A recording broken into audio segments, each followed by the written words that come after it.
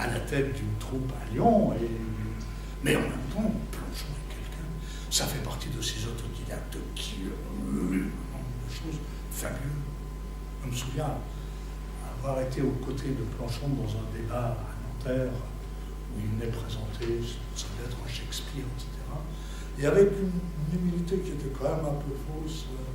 Planchon disait, ah bah oui, mais vous comprenez, moi qui n'ai pas fait d'études, c'est plutôt à vous, les étudiants, de m'apprendre des choses sur Shakespeare.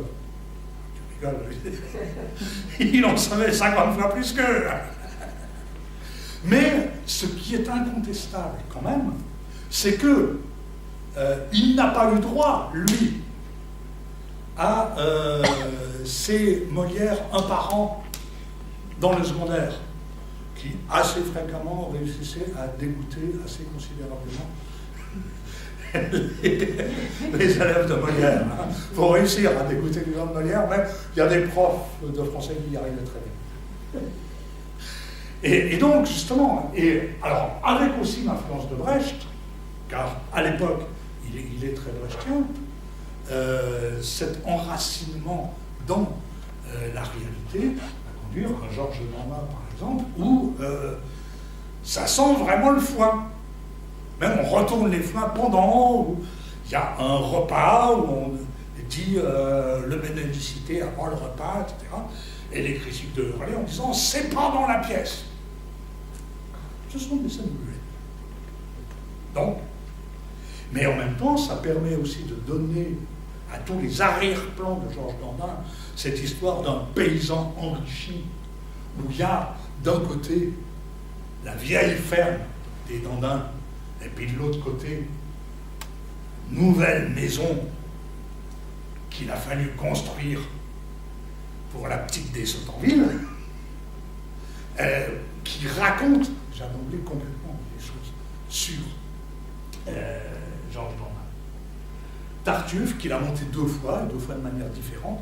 Là aussi, j'y reviendrai dans le sens sur Tartuffe. Alors là aussi, ça fait totalement scandale, puisque un des postulats fondamentaux de Planchon, outre que il disait que justement il y avait une religiosité sensuelle au XVIIe, qui est assez incontestable, parce que là, ce sont des vrais tableaux du XVIIe. Et c'est vrai qu'il y a beaucoup de ces martyrs pâmés dans des tableaux d'église, etc., qui sont, dans certains cas, redoutablement ambigus. Et donc, ça, c'était... Et donc, ça racontait aussi des choses sur les rapports entre Tartuffe et Lumière, par exemple. Et puis, hélas, surtout à l'époque, ça a beaucoup fait hurler, il postulait une attirance homosexuelle inconsciente entre Organ et Tartuffe. Il disait inconscient, parce que c'est vrai que, d'une certaine manière, si c'était conscient, la pièce ne tournerait plus. Mais notamment, alors j'y reviendrai là aussi dans la séance, mais au 5e acte, quand Tartuffe revient, Orgon, face à lui, et lui dit « Ah, te voilà donc traître ». Et il disait « Moi, ça m'évoque Racine. Et ça m'évoque les héroïnes de Racine qui traitent l'amant perfide de traître. » En tout cas, bon, c'est tout à fait discutable, mais c'est très intéressant. De toute façon, c'est ce qui était toujours passionnant avec Planchon. Quand Planchon monte Bérénice, il monte Bérénice en disant « Titus n'aime plus Bérénice. » Mais la meilleure manière de quitter les femmes, c'est de lui dire qu'on continue à l'aimer, mais que c'est plus possible. C'est tout à fait discutable, mais reprenez le texte, ça tient bien. Et alors, le deuxième, alors ça c'est le Don Juan de Chéreau dont je parlais tout à l'heure, où vous avez, donc, c'est Maréchal qui faisait ce Sganarelle, Marcel Maréchal, et c'était très intéressant. Là, c'est justement l'acte avec les paysannes, où on a Don Juan qui embarque la paysanne sur la charrette pour sans doute la consommer rapidement. Et puis tout reposait aussi sur le fait qu'il y avait des gens du peuple, des sortes de figurants, qui dormaient sous la scène et qui venaient manipuler les machines à chaque fois qu'il fallait manipuler des machines. Et qui, à la fin, tueraient le méchant libertin que les grands féodaux ne supportaient pas comme modernité dérangeante. Là encore, c'est une lecture qui est assez spécifique, mais qui a une référence. Donc, le deuxième Tartuffe, sur lequel je passe assez rapidement, là, c'est totalement touffu, le second Tartuffe, où là, on a complètement une maison d'Orgon qui est en totale reconstruction, justement, qui est en train de devenir un palais. Et donc ce sont tous les personnages qui sont en reconstruction. Et c'est aussi dans cette reconstruction que s'insinue, je dirais, Tartuffe. L'école des femmes, bon, avec Adjani, et un cas d'ailleurs totalement particulier, puisque là, on fait Roussillon monte l'école des femmes, avec deux Arnolphe différents. Là, c'est Michel Aumont, il y avait aussi Pierre Dux. Et en même temps, Raymond Rouleau fait une dramatique télé de l'école des femmes avec Bernard Blier. Et dans les trois cas, c'est Isabelle Adjani. C'est un cas tout à fait particulier. Et dans les trois cas, Isabelle Adjani bouleverse complètement et reste, enfin, d'une certaine manière, l'interprétation d'Adjani fait partie des incontournables d'Agnès. Hein, quoi qu'on pense d'Adjani, c'est vrai que c'est une interprétation complètement qui a fait date. Ça, c'est absolument incontestable. Même si vous y réfléchissez, ça fait il y a 40 ans.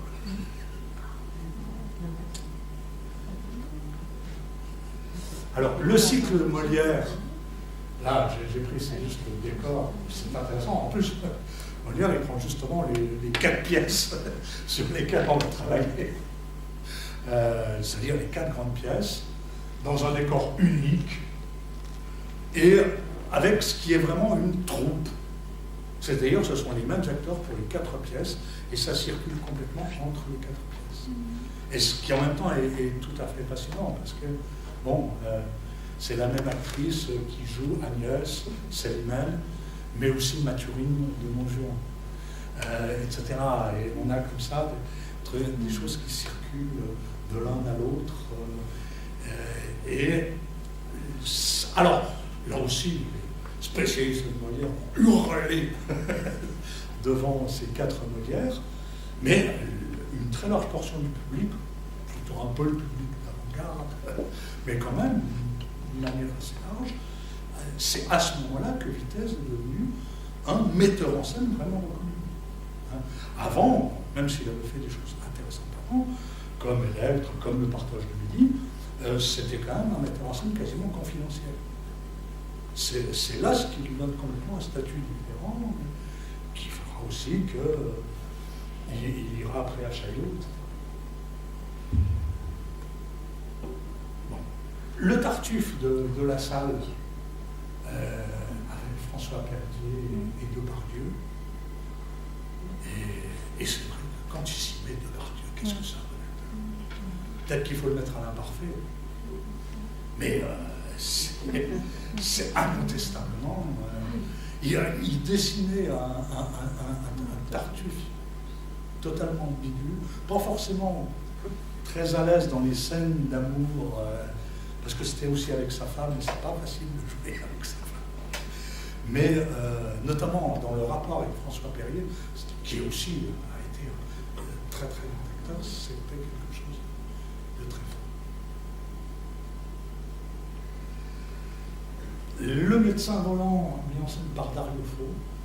Alors c'est intéressant d'ailleurs, parce qu'on voit comme ça l'évolution, bon, même si j'y passe très vite, hein, on a vu pour l'instant plutôt des mises en scène qui étaient un peu des mises en scène qui s'attaquaient, je dirais, au texte, au-dessous du texte, à l'inconscient des personnages. Bon, l'homosexualité d'Orgon, même dans les vitesses, incontestablement, il y avait des rapports souvent compliqués, des personnages avec un Don Juan fétichiste qui ne s'intéressait qu'aux chaussures d'Elmire, des choses comme ça. Et de plus en plus, on sent que ça est en recul et qu'il va y avoir deux tendances fortes, c'est-à-dire refaire passer, mais c'était déjà l'opinion de Coppolo d'une certaine manière, refaire passer au premier plan les farces et les pièces dites mineures. C'est Vitesse qui avait fait une soirée où on jouait 2 fois la Jeunesse du Barbouillet, une fois en farce et une fois en tragédie. Parce qu'il disait, et c'est tout à fait vrai, que si vous lisez la Jeunesse du Barbouillet, il est tout le temps question de mort. Et si le Barbouillet arrive à sortir de chez lui, c'est parce qu'il est persuadé que c'est vraiment foutu dans le puits. Donc il y a toujours cette chose-là. Et donc on a des mises en scène qui vont mettre le paquet sur justement tous les aspects farcesques. Bon, dans le cas de Dario Fo, incontestablement, lui va chercher dans la commedia dell'arte, quitte à annexer un petit peu certaines choses, un certain nombre de lundis qu'il juge tout à fait à leur place dans Molière. Et c'est vrai que par exemple la mise en scène du médecin volant de Dario Fo est, je crois, la seule fois où j'ai vraiment vu un médecin volant. Parce que se balançait au bout de sa corde, et il passait d'une maison à l'autre complètement dans ce qui était un exercice d'acrobatie. Et puis ce passage-là, où justement, c'est le passage sur l'urine vin blanc, qui est un jeu classique de farce, on l'a plusieurs fois dans la farce où l'urine est remplacée par du vin blanc au contraire, et où justement vous avez même, vous voyez le nuage de liquide qui est soufflé au visage de Gorgias. C'est Galabru. Alors, contrairement un peu à ce que je disais il y a quelques minutes, il y a quand même des mises en scène là aussi qui s'intéressent, je dirais, au fond. Bon, c'est le cas du Tartuffe de Mouchkine, qui replace Tartuffe dans un cadre islamique. Et incontestablement, ça fonctionne bien. J'aurais tendance à dire que tous les intégrismes se ressemblent. Et l'intégrisme islamique n'est pas fondamentalement différent d'un certain intégrisme du XVIIe dans le Tartuffe. Les fourberies de Scapin, donc ça c'est à la Comédie Française, avec Tonton dans Scapin.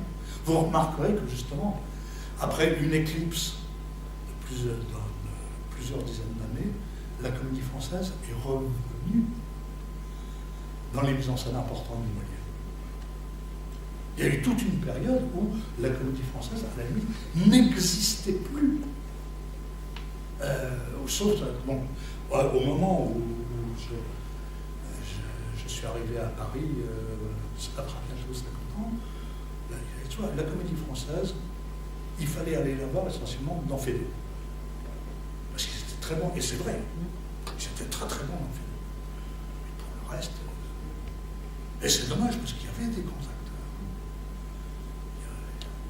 Mais bon, d'ailleurs les acteurs en question, que ce soit Hirsch, Jean-Pierre ou d'autres, l'un après l'autre, ils sont.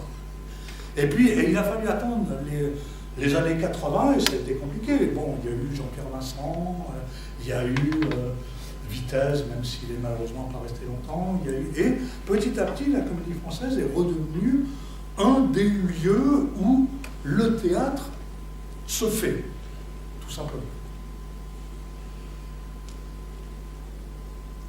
L'école des femmes de Didier Bozas avec Arditi, là aussi on y reviendra la semaine prochaine. Et puis là aussi une autre dimension importante, c'est le fait de restituer toute leur valeur aux intermèdes, à la musique, notamment pour ces comédies-ballets, où c'est vrai, on a oublié pendant 200 ans pratiquement que la musique était capitale dans le bourgeois, dans le malade imaginaire. Et quand il y a une représentation, il y a la musique, il y a les danses, et qu'elles ont toute leur place, c'est une autre pièce. C'est complètement une autre pièce. Et une pièce, justement, enfin, dans une théâtralité baroque qui est absolument passionnante. Mais c'est aussi intéressant qu'Atis. Et d'ailleurs, Villégier a été sans doute le premier à aller dans cette direction-là avec le malade imaginaire en 1990. Là, c'est donc Benjamin Lazare avec le bourgeois gentilhomme il y a 10 ans. Et puis, mais là, je l'ai vu, mais honnêtement, je ne l'ai pas vu. Encore tout récent, la mise en scène de Christian Schiaretti au TMP, qui lui aussi, alors sur Molière, n'a pas arrêté de monter des petites pièces. Hein, le coquille imaginaire, c'est une pièce qu'on monte souvent. Hein, entre autres, il a monté cette pièce-là. Bon, j'ai été trop long, je sais. J'ai été beaucoup trop court, je sais. Je suis passé beaucoup trop vite sur des tas de choses qui auraient exigé des développements plus amples. Mais excusez les fautes de l'auteur, du narrateur. Et puis, je terminerai juste par cette citation de Jouvet que j'aime bien. Une œuvre classique, c'est une pièce d'or dont on n'a jamais fini de rendre la monnaie. Et je crois que c'est un peu ce que j'ai essayé de montrer dans cette anthologie, si vous voulez, des mises en scène de Molière. Alors, je suis à votre disposition pour les questions que vous pourriez avoir, étant bien entendu que je n'ai pas la prétention d'avoir réponse forcément à toutes les questions. Oui, alors.